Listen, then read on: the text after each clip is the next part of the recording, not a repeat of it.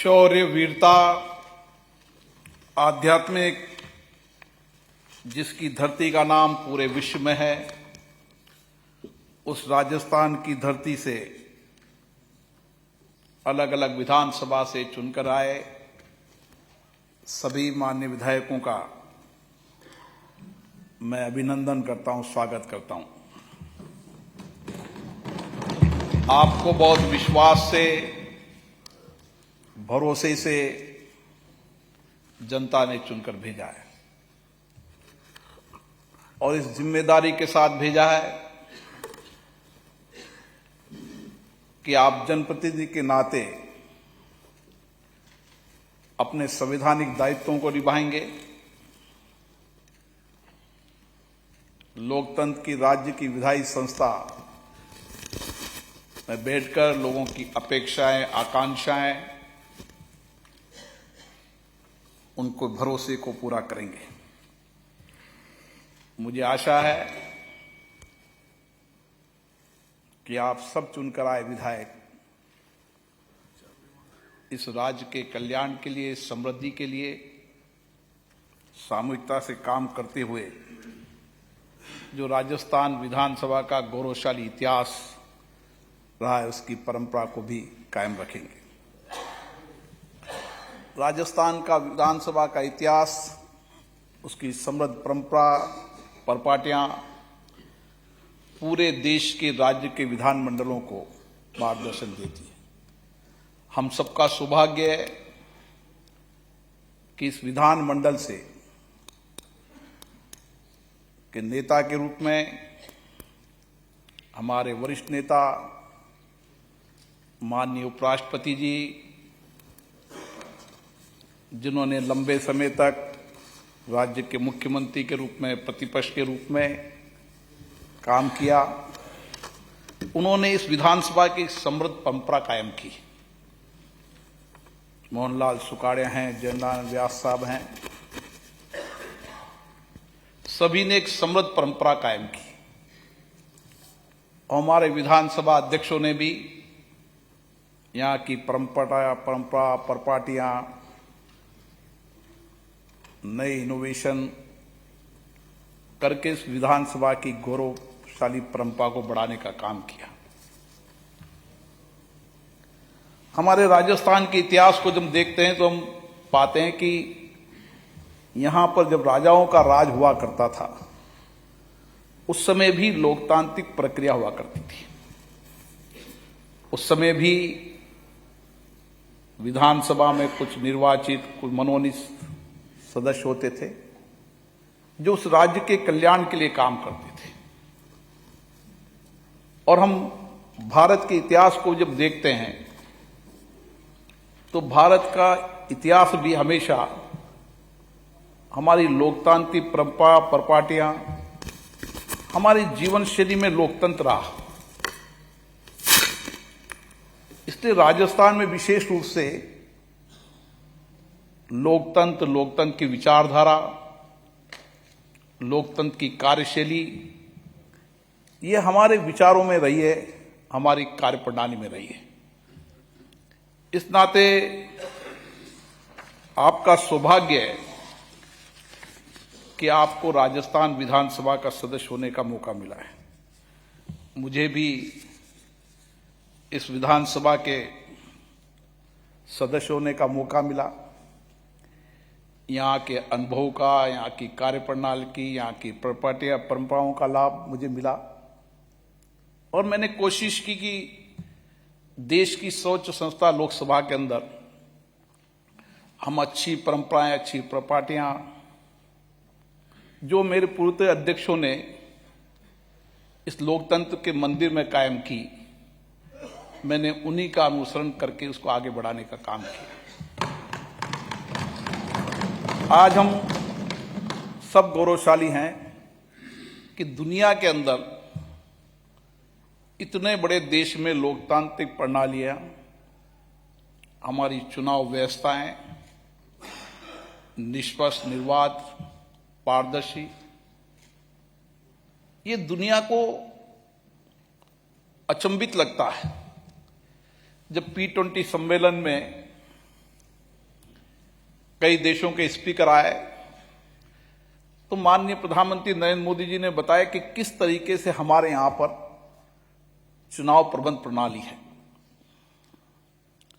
90 करोड़ मतदाता, अनुमानित 70 करोड़ मतदाता मतदान करते हैं और राज्य के से लेकर पंचायत से लेकर दिल्ली तक हमारी सभी संस्थाएं लोकतांत्रिक तरीके से चलती है, लोकतांत्रिक परंपराओं से चलती है, लोकतांत्रिक निर्णयों से चलती है। और इसी विधानसभा के अंदर हम चर्चा, संवाद, विचार विमर्श, लोकतंत्र की ताकत, सहमति असहमति से हमने इस राज्य के कल्याण का काम किया, समृद्धि का काम किया और देश में 75 साल के अंदर हमने इसी लोकतांत्रिक पद्धति से विचार विमर्श, संवाद, चर्चा से हमने इस देश को आगे बढ़ाया और आज इसी परंपरा से हम हमारी सभी लोकतांत्रिक संस्थाओं में कर रहे हैं। क्योंकि आप राज्य विधानमंडल के सदस्य हैं और राज्य की विधायिकी ये सर्वोच्च संस्था है, इसलिए आपकी जिम्मेदारी बन जाती है कि हम सदन में बैठकर अपने अपनी विधानसभा क्षेत्र के कल्याण की, विकास की, वहां के लोगों की आकांक्षा, अपेक्षाओं की बात भी करें और उसके साथ राज्य के विकास की, कल्याण की, उसकी समृद्धि की, राज्य के प्रमुख मुद्दों के अभाव अभिव्यक्ति की बात भी करें। और मैं कह सकता हूं कि देश की कई लोकतांत्रिक संस्थाओं के उदाहरण है कि इन्हीं संस्थाओं से बैठकर विधायकों ने राज्य के नेता बने, देश के नेता बने। ये संस्थाएं केवल हम एक क्षेत्र का प्रतिनिधित्व करते हैं। अगर विधायक केवल अपने क्षेत्र तक सीमित रहेगा, जो धीरे धीरे मैं लोकसभा में भी देख रहा हूं, विधानसभा में भी ये परंपरा देखता हूं कि धीरे धीरे विधायक अपने विधानसभा क्षेत्र से या लोकसभा तक के क्षेत्र तक सीमित दायरे में बात करता है। आपको चुनकर एक विधानसभा में भेजा है, लेकिन कल्याण की जिम्मेदारी आपकी पूरी राज्य की दी है, इसलिए आप राज्य विधानसभा के सदस्य हैं। इस नाते जब राज्य के प्रमुख मुद्दों पर चर्चा हो तो व्यापकता हो, विशालता हो। हम पूरे मुद्दे पर राज्य का कल्याण कैसे हो सकता है, सत्ता हो चाहे विपक्ष हो, सहमति असहमति हमारी हो सकती है, लेकिन प्रतिपक्ष भी अगर मुद्दा उठाता है और हमें लगता है कि ये इससे कल्याण हो रहा है, सकारात्मक दिशा है, तो सरकार को भी सकारात्मक तरीके से उसको लेना चाहिए। क्योंकि पूरी राज्य के अभाव अभिव्यक्ति, जानकारी, मुद्दों की जानकारी, कष्टों की जानकारी केवल एक जगह से मिल सकती है, तो राज्य की विधानसभाओं से मिल सकती है, जहां आपको पूरे राज्य के बारे में, वहां हो रही घटनाओं के बारे में, वहां की परिस्थितियों के बारे में, वहां लोगों के अभावों के बारे में, वहां की चिंताओं के बारे में आपको विधानसभा के माध्यम से अगर सकारात्मक रूप से सरकार इन सब उठाए मुद्दों को, राजनीतिक कुछ मुद्दे राजनीतिक आधार पर होते हैं, कुछ मुद्दे केवल हमें विरोध करना है उसके आधार पर हो सकते हैं, लेकिन उसमें कई मुद्दे ऐसे हैं जिससे लगता है कि इससे इन मुद्दों को सकारात्मक दिशा से ले सकते हैं, तो उससे राज्य का कल्याण होगा, तो हमें भी सोचना चाहिए। और दूसरा, मुझे लगता है कि विधायकों को अपने अपने क्षेत्र में जो नया इनोवेशन करते हैं, नए नए काम करते हैं, जिससे वहां के जीवन में परिवर्तन करने का आपने काम किया, वहां के सामाजिक आर्थिक परिवर्तन में काम किया, उसकी भी सदन में चर्चा होनी चाहिए। मैं विधानसभा के अध्यक्ष से कहूंगा कि एक दिन सदन में सभी विधायकों को अपने अपने विधानसभा क्षेत्र में जो उन्होंने जन कल्याणकारी, लोक कल्याणकारी योजनाएं लागू की और सामाजिक प्रयासों से किस तरीके से समाज के अंतिम व्यक्ति के जीवन में परिवर्तन किया, सामाजिक परिवर्तन किया, आर्थिक परिवर्तन किया, महिलाओं का आर्थिक स्वावलंबन किया, गरीब व्यक्तियों के जीवन का परिवर्तन करने का काम किया, अगर उसकी हम चर्चा करेंगे तो हमें एक दूसरे के अनुभव से सीखने का मौका मिलेगा और हमें लगेगा कि इस विधायक ने इस इनोवेशन करके, इस काम करने से अगर इतना परिवर्तन कर दिया तो मैं भी क्यों नहीं करूं, इसका भी एक दिन यहां पर रखने का प्रयास करना चाहिए, ताकि उसका एक अपेक्षित परिणाम यहां पर आएगा। राज्य विधानमंडल का मुख्य काम कानून बनाना भी है। हम भी यहां जब किसी विधेयक को लाते थे तो बड़ी चर्चा होती थी, संवाद होता था। पहले हम नए नए थे तो कोई विधेयक लाते तो हम देखते थे कि ये बोल रहे हैं कानून पे बोल रहे हैं। हम कई बार सोचते थे कानून इतना सा है, सारा परिप्रेक्ष्य ले लिया। कुछ दिनों सीखते रहे, बैठे, अनुभव किए, लेकिन धीरे धीरे एक समय ऐसा भी आया जब हमें ये लगता था कि क्योंकि यहां पर जो कानून बोलने वाला हर विधानसभा लोकसभा का अलग अलग प्रक्रिया परंपरा होती है। यहां एक श्रेष्ठ परंपरा है कि जो स्पष्ट आएगा वो स्पष्ट बोलेगा। हम हर कानून को, अगर कानून कोई नया कानून बन रहा है ठीक है, लेकिन हर कानून कभी न कभी बना होगा। भारत की सरकार ने पहली बार देश में आजादी के बाद नए कानून परिवर्तन करने का काम किया। ऐसे यहां पर कोई कानून 1860 का होगा, 65 का होगा, 1904 का होगा, 1922 का होगा। जब वो कानून में कुछ नया परिवर्तन संशोधन लाए तो हम जब कानून बना था जब से लेकर अभी तक उस पर होने वाली डिबेट चर्चा को अगर हम देखें पढ़े तो हम जब कानून पर डिबेट करेंगे, चर्चा करेंगे, तो मेरा दावा है आप एक विधानसभा नहीं राज्य के नेता बनेंगे, लोग आपको सुनेंगे। इसी विधानसभा के अंदर माननीय भैरू सिंह जी ले लें, मोहनलाल सुखाड़े जी ले लें, लोग बैठते थे 10-10, 12-12 घंटे लगातार सिटिंग करते थे। मुझे याद है राजेंद्र राठौड़ जी ले लें, गुलाब कटारिया जी ले लें, ये लोग लंबे समय तक विधानसभा कभी छोड़कर नहीं जाते थे। आजकल मैं विधानसभा में जब देखता हूं तो 15, 20, 25 लोग रहते हैं। आपको जनता ने बड़ी अपेक्षाओं से साथ चुनकर भेजा, और नए विधायक भी नहीं बैठते। पुराने तो चलो फिर भी बैठते हैं, नए विधायक भी नहीं बैठते। और जो बैठेगा, सुनेगा, अनुभव प्राप्त करेगा, वही तर्क से बात करेगा। हमारे साथ कई साथी हमारे साथ बैठे जो हमारे साथ कंपटीशन रहते थे, पर्ची लगाने में सुबह भगते थे जल्दी जल्दी। तो सवाल यह है कि कानून बनाते समय अगर आप तर्क से बात करेंगे, तार्किक तरह से बात करेंगे, तो जो कानून बनाने वाला, लेजिस्लेटिव वर्क करने वाला व्यक्ति है, वह भी कानून बनाते समय 3 बार चर्चा करेगा कि मैं कानून बना के ले जा रहा हूं। कुछ विद्वान विधायक ऐसे हैं जो मेरे इस कानून की पूर्ण समीक्षा करेंगे। तो मुझे आशा है हर सरकार कानून कल्याणकारी राज्य के लिए लाती है, कोई भी सरकार हो, किसी भी दल की सरकार हो, लेकिन कानून बनना, कानून के साथ रूल्स बनना, उसका एग्जीक्यूशन होना, कई बार न जनता को पता, न विधायकों को पता कौन सा कानून बन गया, क्यों कानून बन गया, उसका इंपैक्ट क्या होगा, प्रभाव क्या होगा, और बहुत लंबा प्रभाव पड़ता है उसका। इसलिए कानून बनाते समय, एक्ट बनाते समय भी और रूल्स बनाते समय भी हमें विशेष रूप से ध्यान देना चाहिए। और कानून बनाते समय जितनी आप सारगर चर्चा करेंगे उतना ही बेहतर परिणाम आएगा, कानून उतना ही कल्याणकारी बनेगा। और इसलिए मैं आपसे आग्रह करूंगा कि कानून बनाते समय हमें परिप्रेक्ष्य में, मैं माननीय अध्यक्ष जी से भी आग्रह करूंगा, कुछ सलाह हम भी इनको देंगे, कुछ अगर सहयोग होगा तो इनको करेंगे, कि धीरे धीरे राज्य की विधानसभाओं की जितनी डिबेट चर्चा है उनको हम एक लेजिस्लेटिव प्लेटफॉर्म पर ला दें। भारत की संसद ने जितनी भी राज्य विधानसभाओं की डिबेट है, चर्चा है, बजट है, वह एक प्लेटफॉर्म पर लाने का काम किया है। आप सारे राज्यों के बजट को हमारी लोकसभा की साइट पर देख सकते हैं। आप जब कभी बजट पर चर्चा करेंगे तो किस किस प्रदेश ने कौन कौन सा बजट किसके लिए रखा है, कितना खर्चा हुआ है। तो हम इसी तरीके से जितनी चर्चाएं हुई है अभी तक, जिन विषयों पर चर्चा हुई है, आप विषय डालें, सब्जेक्ट डालें।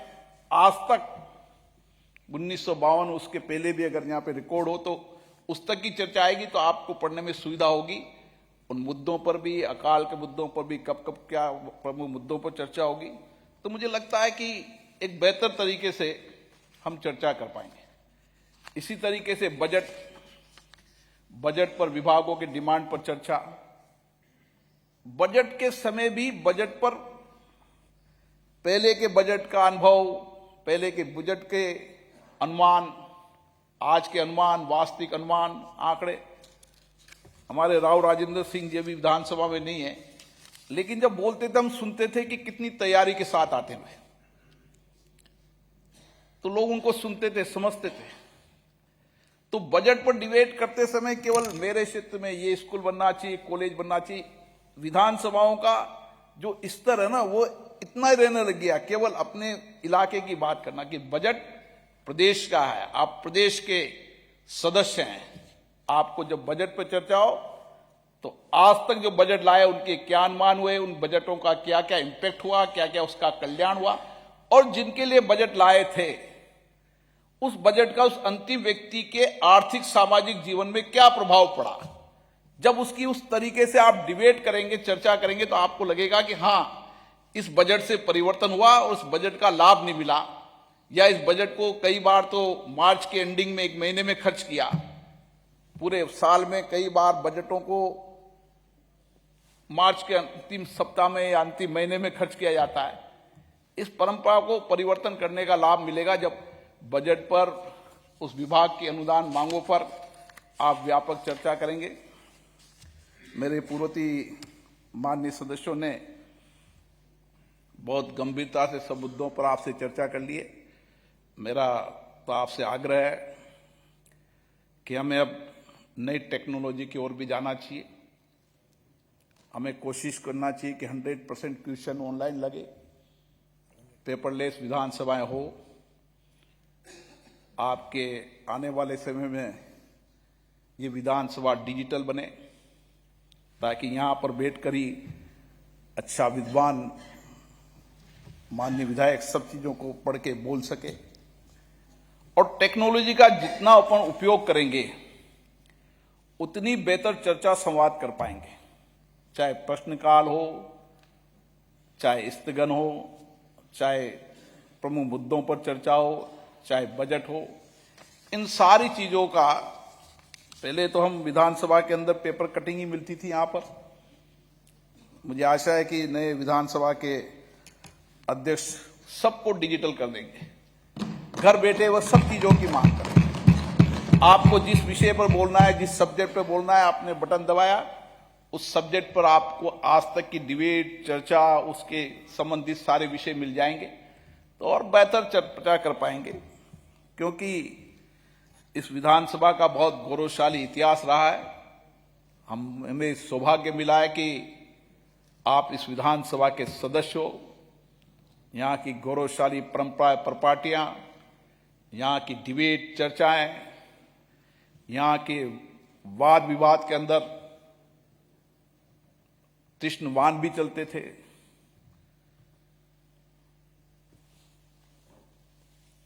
असहमति भी व्यक्त होती थी, विरोध भी होता था, लेकिन धीरे धीरे लोकतांत्रिक संस्थाओं के अंदर जो परंपराएं डरने लगी, ये बहुत अच्छी परंपरा नहीं। मैं यहां भी इसका विशेष रूप से कहूंगा, महामहिम राज्यपाल के अभिभाषण के अंदर हमारे संसद में कभी व्यवधान पैदा नहीं होता। मैं राज्य की विधानसभा में आग्रह करूंगा कि राज्यपाल हमारे संवैधानिक पद पे हैं, कम से कम उनके भाषण पर, अभिभाषण पर कोई गतिरोध पैदा नहीं होना चाहिए। हमारी कोशिश होना चाहिए कि हम अध्यक्ष जी से मिले, कुछ महत्वपूर्ण मुद्दों पर चर्चा करना है तो उसका विषय उठाएं। कोई लाभ नहीं मिलता, सदनों में गतिरोध से कोई बेहतर परिणाम नहीं होगा, और गतिरोध से हम जनता का कल्याण भी नहीं कर पाएंगे। हम सार्थक परिणाम जब ही ला पाएंगे, चाहे पक्ष हो विपक्ष हो, जब हम सदनों में चर्चा करेंगे, डिबेट करेंगे, मुद्दे उठाएंगे, तो हम कार्यपालिका की पारदर्शिता भी ला पाएंगे और कार्यपालिका के एग्जीक्यूशन के अंदर भी बेहतर ला पाएंगे और शासन के अंदर भी, सरकार में भी पारदर्शिता जवाब देते कर पाएंगे। इसलिए सदन चर्चा मुद्दों पर, विषयों पर संवाद के लिए है। ये सदन में हमने वर्षों तक लोकतंत्र पे चर्चा से, संवाद से, सहमति से, असहमति से, डिबेट से हमने इस राज्य और देश के अंदर जो कुछ भी परिवर्तन किया है, ये इसी लोकतांत्रिक प्रक्रिया से किया है। लोकतंत्र ही शासन चलाने की सर्वश्रेष्ठ पद्धति है, दुनिया में हमने साबित किया है।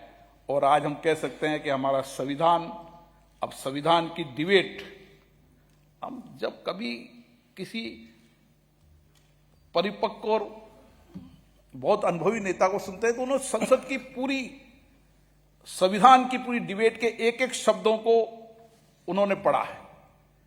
जब एक एक संविधान की सदन पर आप एक एक संविधान की एक एक धाराओं पर कितनी लंबी चर्चा होगी, बहुत देर तक चर्चा। उस समय भी कोई ऐसा नहीं था कि कोई सहमति थी, हर विषय पर सहमति असहमति होती थी, लेकिन सहमति असहमति करते करते हमने एक बेहतर संविधान बनाया जो आज हम सबका मार्गदर्शन है।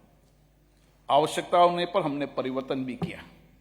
इसलिए मुझे आशा है कि राज्य विधानसभा के अंदर भी हम चुनकर आए, सत्ता पक्ष हो प्रतिपक्ष हो, ये हमारे लोकतंत्र की एक अच्छी परंपरा है कि हम दोनों पक्ष मिलकर राज्य के महत्वपूर्ण हितों पर, जनता के जिन बुनियादी सवालों पर, और हम किस तरीके से मिलकर इस राज्य को समृद्धशाली, गौरवशाली और एक अच्छी परंपराओं के साथ इस राज्य को आर्थिक और सामाजिक परिवर्तन में सबसे अग्रणी रूप से ले जाएं। हमारे माननीय मुख्यमंत्री जी भी, एक लंबा संगठन का अनुभव है, लंबी कार्य प्रणाली का अनुभव है, इसका लाभ निश्चित रूप से राज्य को मिलेगा। हमारे विधानसभा अध्यक्ष जो लंबे समय तक विधायक रहे, जो मंत्री के रूप में भी काम किया है, मुझे लगता है उनके अनुभव का लाभ इस संवैधानिक संस्थाओं को मिलेगा और इस संवैधानिक संस्थाओं में वो नई परंपराएं, नई परिपाटियां, श्रेष्ठ परंपराओं को कायम रखकर सबको अधिकतम समय बोलने का अवसर देंगे। आप सबको बहुत बहुत शुभकामनाएं, बहुत बहुत धन्यवाद। धन्यवाद माननीय अध्यक्ष महोदय, आपके सारगर्भित ज्ञानवर्धक